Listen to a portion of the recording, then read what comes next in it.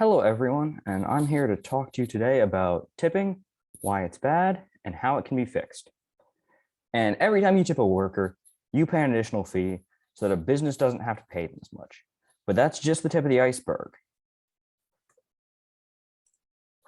Tipping, as we know it today, is discriminatory and unfair. It should be standardized and changed. Tipping is a social custom in America that we all engage in as a socially encouraged activity, but that should be changed. Anyone who has had to rapidly calculate a tip or has been handed extra change and put it in the tip jar, or even try to measure how good service is, knows how abstract and difficult it is to measure that. There's no good way to quantify that, and so we shouldn't have to try. Imagine for a moment an ideal world, one free from problems and conflict. One of the most important parts of that world would be fairness, right? A world in which all people are treated fairly, regardless of who they are or what they look like. And tipping has massive ramifications for governmental policy, specifically for service workers, and does not treat them fairly. Tipping is heavily subjective and is highly discriminatory based on certain characteristics. Eliminating or standardizing tipping as a social custom is essential to the improvement of workers' rights and well-being. The first reason that it's an issue is it's highly dependent on social norms and circumstances. When handed extra change, people were found to provide more of a tip back if they did not return the change, but if they did return the change, they were both less likely to tip and also would tip less if they did. That change is based on someone handing you an arbitrary amount of money with assumedly the same amount of service. That's a problem if that's determining how much people get paid. And it's also based on the holidays. People's sense of well-being translates over to higher tips, which is a problem because it leads to inconsistent amounts of pay throughout the year, which can be an issue for planning and for projections for getting loans or anything like that. Additionally, it's entirely based on social norms.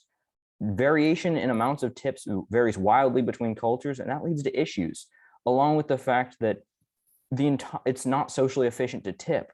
Studies have found that it's less about what's happening with the tip and more about the act of tipping that is the reason we tip, and about the good feeling we get from giving to another human being and the additional hormones that come with that. Additionally, location is important.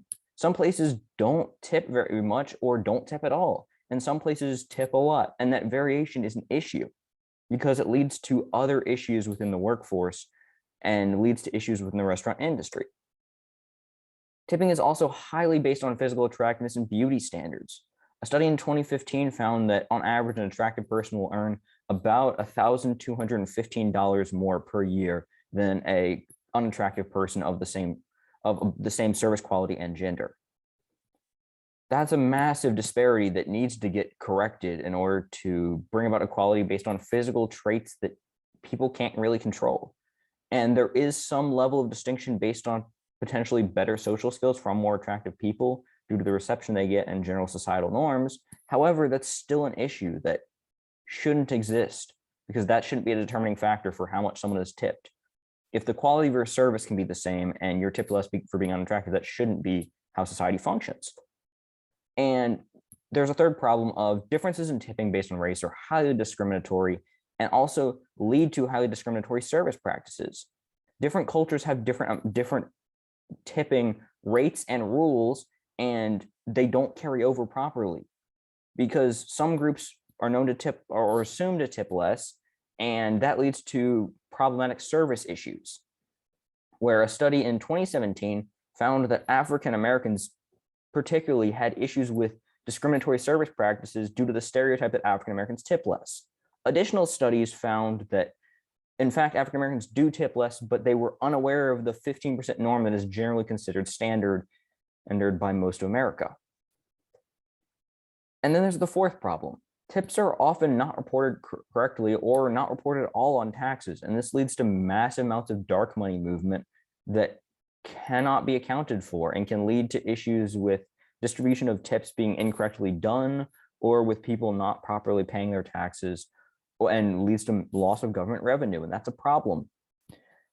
The distribution of taxes should not be based on how much someone received in cash versus credit card, because credit card can be tracked by the government and is, whereas cash is entirely under the table and cannot be tracked.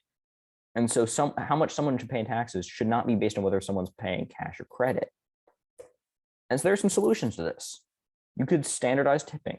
Just create a standard rate, flat rate that everyone tips. 15% is the standard now, but it's changed due to inflation. It's now between 15, 20%, even 25% in some cases. And that variation is an issue because it means that there's a range. And so you would want to standardize it down to some flat rate, whatever that may be, 15, 20%, a societally agreed upon rate. And that would have to only extend to really America. It wouldn't be able to extend wider because then you would have to get international agreement. And that's a problem because that gets very messy very quickly due to other societal norms. Another option is to just eliminate tipping entirely, get rid of it. Just instead of that, we give everyone, we pay restaurant servers the minimum wage, and we avoid having to deal with this business with rating service entirely. You just don't do it. And while it is found that tipping leads to overall better service quality, that shouldn't be the motivator for service, is whether or not you will receive adequate compensation.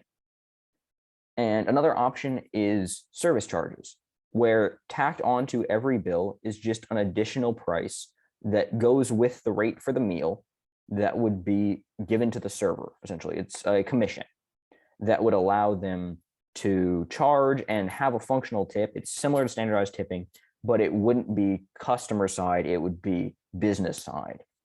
And that would also help standardize some of the tipping, and it would allow restaurants to standardize tipping rather than having a flat rate across the board. And that would allow for some variation based on restaurant preferences and the like. Another option is just to increase the minimum wage, which is the most feasible of the answers. It would allow for the disparity between regular minimum wage and the $2.18 that service workers make if they're making enough tips to meet minimum wage. And the issue with that is that, especially with cash tips, you can't track to make sure that people are actually meeting the minimum wage. So closing the gap between standard minimum wage and the service worker minimum wage would allow for less disparity and less issues and a more standardized cash flow, which would lead to a more socially, economically profitable model rather than what we have currently, where there is an inability to predict income and there is a general trend of problematic tipping practices. And that's also the most feasible because the government is able to mandate a minimum wage. And so that can just be changed. Where the other ones require large societal buy-in and would require for standardization of either national or global tipping practices, which isn't feasible. Increasing the minimum wage is a relatively easy one that would close the gap and mean that tips were a bonus provided to service workers for their forward-facing job, rather than being a requirement for their own subsistence. And that would be a more productive method of allowing tipping while also making sure that service workers aren't dependent on discriminatory practices in order to make ends meet. And in conclusion, tipping is a relic of times past. It is well overdue for either reform or removal. And the alternatives are automatic gratuity, service charges, or elimination of tipping entirely. And any of those three options would work, but we need to make some sort of movement. And this is a great tipping point for us. And here are my citations. Here are the rest of my citations. Thank you all for coming today. Thank you for watching.